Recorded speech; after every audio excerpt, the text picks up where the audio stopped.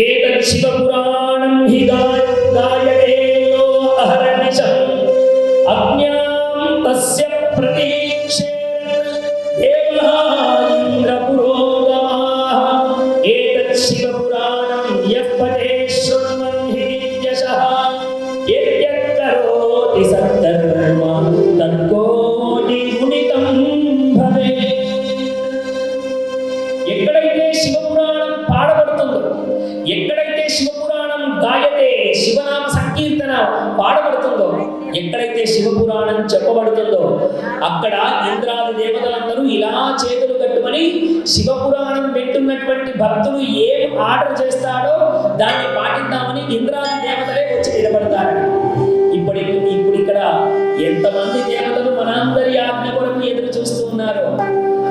ఇది నేను చెప్పినటువంటి మాట కాదు, శివుడే సాక్షాత్తుగా చెప్తూ ఉన్నాడు. శివపురాణం విన్నటువంటి చోట, శివపురాణం పాడబడిన చోట, శివపురాణం పలుకుతున్నటువంటి చోట ఇంద్రాది దేవతలే మోకరిల్లి నిలబడతారట.